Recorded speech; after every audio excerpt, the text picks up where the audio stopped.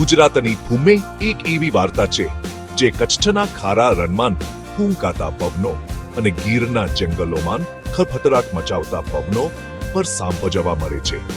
આ માત્ર રાજાઓ અને વેપારીઓની જ નહીં, પરંતુ સામાન્ય લોકોની પણ વાર્તા છે, જેમણે હજારો વર્ષોથી પોતાના હાથે આત્માનું નિર્માણ કર્યું છે.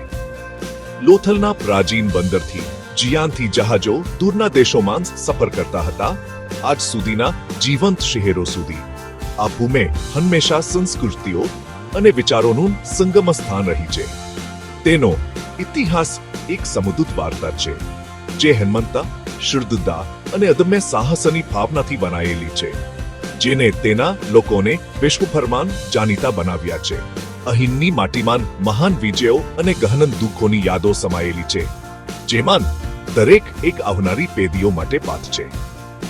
આ વારસો માત્ર તુંજવાળા પુસ્તકો કે મબન સંગ્રહાલયો સુધી સીમિત નથી. તે એક જીવંત શ્વાસ લેતી હસ્તી છે. તમે તેને હવામાન, ગામડાના લોકોના ઉષ્માભર્યા સ્વાગતમાન અને દૈનિક જીવનના તાલમાન અનુભવી શકો છો. ગુજરાતનો વારસો તેના લોકોના હૃદયમાં વહન થાય છે. એક જ્યોત જે એક પેઢીથી બીજી પેઢી સુધી પસાર થાય છે. આ કપોર ખલાસીઓની વાર્તા છે, જે ખતરનાક સમુદ્રમાં સફર કરે છે અને ભક્તિભાવપૂર્ણ યાત્રાળુઓની જે પોતાની પ્રાર્થના કરવા માટે સેંકડો માઇલ ચાલે છે. આ એક એવી ભૂમિ છે જ્યાં પ્રાચીન પરંપરાઓ આધુનિક પ્રગતિ સાથે હાથ મિલાવીને ચાલે છે, જે એક અનન્ય અને મનમોહક કોરેખ બનાવે છે, જે શાશ્વત અને સતત બદલાતી રહે છે. તેના ઇતિહાસની વિશાળતાનો વિચાર કરો, જે સભ્યતાના પ્રારંભથી ચાલે છે. અહીં મળેલા હડપ્પન વસાહતો એક એવા સમાજની વાત કરે છે, જે અદ્યતન, સંગઠિત અને જમીન અને પાણી સાથે ઊંડાણપૂર્વક જોડાયેલો હતો. આ માત્ર ઈંટ અને મોર્ટારના શહેરો હતા. તેઓ વેપાર, શિક્ષણ અને કલાત્મક અભિવ્યક્તિના કેન્દ્રો હતા. દ્વારકામાં કૃષ્ણના રાજ્યની વાર્તાઓ દવી રહસ્ય મહેતાનું એક સ્તર ઉમેરે છે, જે દરિયા કિનારાને પવિત્ર ભૂમિ બનાવે છે. દસ્તાવેજી ઇતિહાસ અને મહાકાવ્ય પૌરાણિક કથાઓનું આ મિશ્રણ ગુજરાતને એક અંદાજ આપે છે, જે બહુ ઓછા સ્થળો દાવો કરી શકે છે, જે દરેક પથ્થર અને દરેક નંદીના વળાંકને એક મોટા ભવ્ય કથાનો ભાગ બનાવે છે, જે સતત પ્રગટ થઈ રહી છે. જો કે ગુજરાતના વારસાનો સાચો સાર તેની નોંધપાત્ર સ્થિતિસ્થાપકતા અને સમાવેશ કરવાની અને અનુકૂલન કરવાની ક્ષમતામાં રહેલો છે. તેને વિશ્વભરમાંથી વેપારીઓ, સંતો અને વસાહતીઓનું સ્વાગત કર્યું છે. દરેક તેની સંસ્કૃતિ પર પોતાની અવિસ્મરણીય છાપ છોડી ગયા છે. સમાવેશની આ ભાવનાને એક એવો સમાજ બનાવ્યો છે, જે વૈવિધ્યસભર ચેતનિક છે. વિવિધ સમુદાયોનું એક મોજેક જે સુમેળમાં રહે છે. આ વારસો સહનશીલતા અને પરસ્પર આદરનો છે. તેના પૂર્વજોની શાનપણનો એક પુરાવો છે, જે મને સમજ્યું કે શક્તિ એ એકરૂપતામાં નહીં, પરંતુ ભિન્નતાની ઉજવણીમાં રહેલી છે. આજ પાયાની શક્તિએ ગુજરાતના વારસાને યુગોથી ખીલવા અને ટકી રહેવા દીધો છે.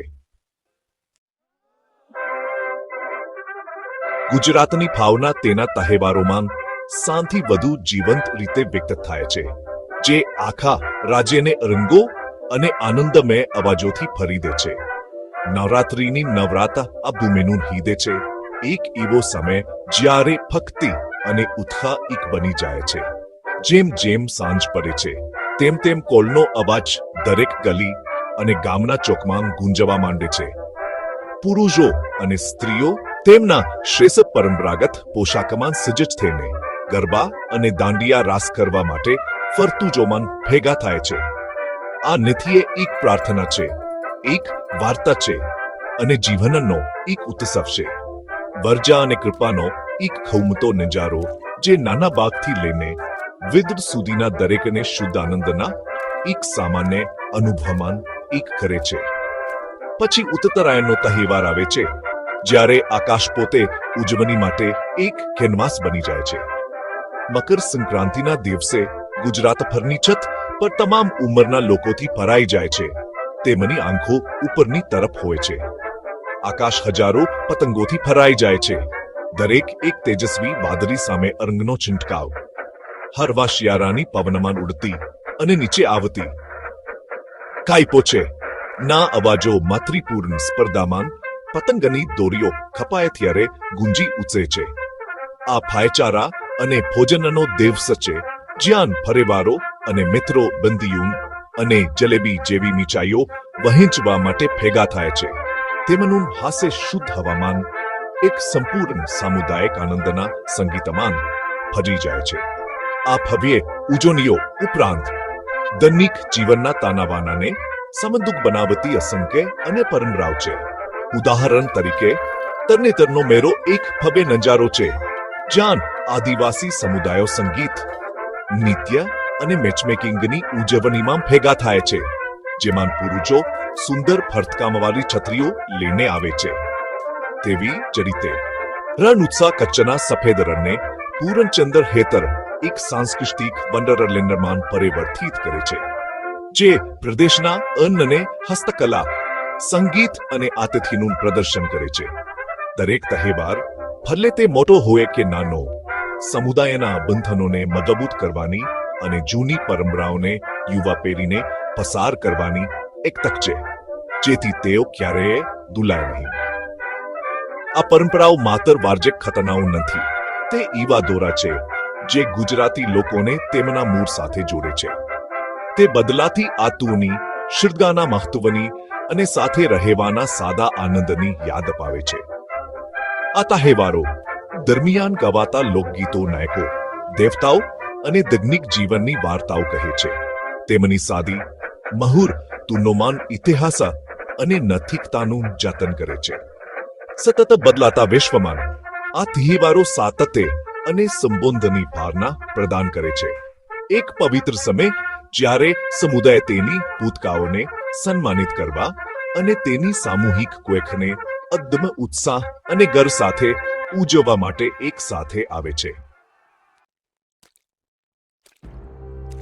ગુજરાતની વાર્તા પથ્થરમાં કંડારેલી છે. હા, મંદિરો, મસ્જિદો અને બાહુમાન જે તેના ભવ્ય ભૂતકાળના મમન સાક્ષી તરીકે ગવા છે. આ ભૂમિનો સ્થાપત્ય વારસો તેના કારીગરોની અતુલ્ય કુશળતા અને તેના શાસકોની ભવ્ય દ્રષ્ટિનો પુરાવો છે. મોકેરાનું સૂર્ય મંદિર એક માસ્ટરપીસ છે, રેતીના પથ્થરમાં લખેલી એક કવિતા. દરેક સ્તંભ, દરેક પેનલ દેવી દેવતાઓ અને ખગોળીય જીવોની આકૃતિઓથી જટિલ રીતે કોતરવામાં આવેલી છે. જ્યારે વેચું વશિષ્ઠ પર સૂર્યના પ્રથમ કિરણો ગર્ભગૃહને સ્પર્શે છે, ત્યારે આખું મંદિર જીવંત બની જાય છે. એક દૈવી દ્રશ્ય જે પાર્થિવને બ્રહ્માંડ સાથે જોડે છે, જે ખગોળશાસ્ત્ર અને ઇજનેરીની બંડી સમજ દર્શાવે છે. એટલી જ પ્રભાવશાળી વાવ પણ છે, જે વિશ્વના આ ભાગ માટે અનન્ય છે. આ માત્ર પાણીના સ્તર સુધી પહોંચવા માટે અચાયેલ કાર્યાત્મક માળખા નથી, તે ભૂગર્ભ મહેલો છે, સ્થાપત્ય અજાયબીઓ છે, જે પૃથ્વીમાન બંને ઉતરે છે. પાટણમાં આવેલી રાની ki Vav UNESCO world heritage site તેમાંથી રાની છે. તેની દિવાલો દવી અને પૌરાણિક આકૃતિઓની 500 થી વધુ શિલ્પોથી સુશોભિત છે, જે એક આધ્યાત્મિક ગેલેરી બનાવે છે, જે પગથિયાન ઉતરતી વખતે અનુભવાય છે. આ વાવ માત્ર પાણીના સ્ત્રોત ન હતા, તે બંડા શાંત સામુદાયિક સ્થળો હતા, જ્યાં લોકો, ખાસ કરીને સ્ત્રીઓ, ભેગા થતા અને સામાજિકતા કરતા. પાલિતાના અને ગિરનારના પવિત્ર પહાડો પણ શ્વાસ રોકી દે તેવા સ્થાપત્ય કાર્યોનું ઘર છે. પાલિતાનામાં 900 થી વધુ જૈન મંદિરોનું શહેર શત્રુંજય પહાડ પર બિરાજમાન છે, જે આરસનું એક સ્વર્ગીય તામ બનાવે છે, જે વાદળો ઉપર તરતું હોય તેવું લાગે છે. પહાડી પર આ સંકુલનું નિર્માણ કરવાનો પ્રયાસ મનમોહક છે. ભક્તિનો એક ગહન કાર્ય જે પૂર્ણ થવામાં સદીઓ લાગી. તેવી જ રીતે ગિરનાર પહાડ પરના મંદિરો જે લાંબા પગથિયાન ચડીને પહોંચી શકાય છે, જે તે માત્ર આધ્યાત્મિક શાંતિ જ નહીં પરંતુ મનોરમ દૃશ્યો પણ પ્રદાન કરે છે, જે પ્રકૃતિ અને માનવ સર્જન બંનેની ભવ્યતા, પ્રત્યે નમ્રતા અને આશ્ચર્યની ભાવના પ્રેરિત કરે છે.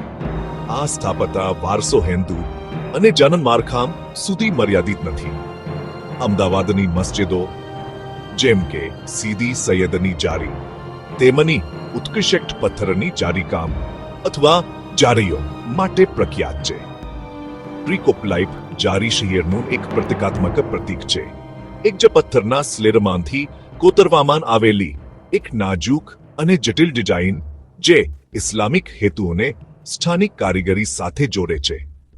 આ માળખાં સાંસ્કૃતિક સંશ્લેષણની વાર્તા કહે છે, જ્યાં વિવિધ કલાત્મક પરંપરાઓ એક અન્ય સ્થાપત્યથી પાછા બનાવવા માટે એક સાથે આવી હતી.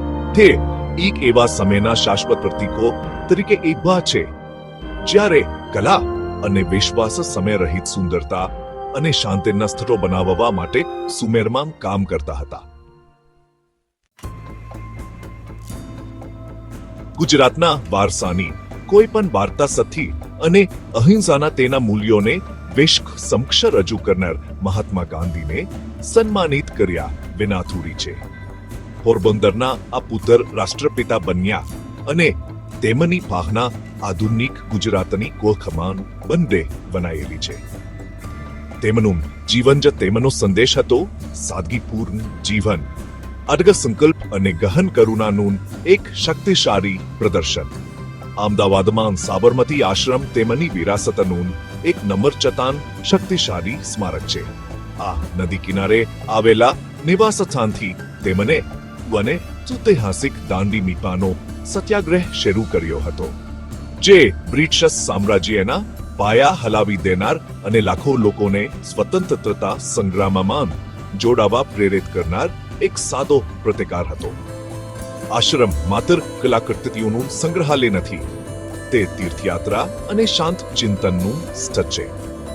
તેના શાંત મેદાનમાં ચાલતા કોઈ બાપુના આદર્શોની હાજરી અનુભવી શકે છે. તેમના સાદા અહેસાન, તેમનો ચરખો અને તેમની થોડી વસ્તુ એક શક્તિશાળી યાદ અપાવે છે કે સાચી શક્તિ ફક્ત સંપત્તિમાંથી નહીં, હા, પરંતુ નૈતિક બ્રિકેતામાંથી આવે છે. ગુજરાત સાથે તેમનો સંબંધ ગાઢ હતો. રાજ્યનો કર્કસર, આત્મનિર્ભરતા અને સામુદાયિક સેવાનો સિદ્ધાંતિ એમાં સિદ્ધાંતો હતા જેમને તેમને આખી જિંદગી સમર્થન આપ્યું. તેમને વિશ્વને બતાવ્યું કે ગુજરાતી સંસ્કૃતિમાં રહેલી શાંત શક્તિ વિશ્વ મંચ પર મોટા પરિવર્તન માટે એક શક્તિ બની શકે છે. આ વિશાળ અને વૈવિધ્યસભર વારસાનું જતન કરવું પ્રાચીન સ્થળો અને ઉત્તરાની પરંપરાઓથી લઈને ગાંધીવાદી દર્શન સુધી એક પવિત્ર ફરજ છે. તે આપના પૂર્વજો સાથેનું આપનું જોડાણ છે. છાનપણ, કલા અને પોરખનો ખજાનો છે જે આપણને મૂળ અને સંબોધનની ભાવના આપે છે. આ સ્મારકોને સમય અને ઉપેક્ષાના વિનાશથી બચાવવા માત્ર જૂની ઇમારતોને બચાવવા પૂરતું નથી. તે જે વાર્તાઓ અને મૂલ્યોનું પ્રતિનિધિત્વ કરે છે તેને બચાવવા વિશે છે. આપના તહેવારોને તેમની મૂળ ભાવના સાથે ઉજવવા અને આપના બાળકોને લોકગીતો અને નૃત્યો શીખવવાથી સુનિશ્ચિત થાય છે કે આપની સાંસ્કૃતિક જ્યોત આવનારી પેઢીઓ માટે તેજસ્વી રીતે સળગતી રહે. આખરે ગુજરાતનો વારસો એક જીવંત વિરાસત છે જેને પોષવું અને આગળ વધારવું જોઈએ. તે પોકચરાના સ્વાદમાન, ગરબાના તાલમાન, પાતોરા સારીના જટિલ વનાટમાન અને સાબરમતીમાંથી સત્યના શાશ્વત સંદેશમાન છે. આ વારસાને જાળવી રાખીને અને ઉજવીને આપને માત્ર આપના ભૂતકાળને જ નહીં પરંતુ આપના વર્તમાનને પણ સમૃદ્ધ બનાવીએ છીએ અને વધુ સાંસ્કૃતિક રીતે જાગૃત અને જોડાયેલું ખબજે બનાવીએ છીએ. ગુજરાતની આ અનન્ય વાર્તા પ્રાચીન અને આધુનિક, આધ્યાત્મિક અને વ્યવહારોનું મિશ્રણ એક અમૂલ્ય ભેટ છે જેને આપને સુરક્ષિત રાખવી જોઈએ, કારણ કે તે આપના અસ્તિત્વનો સાર છે.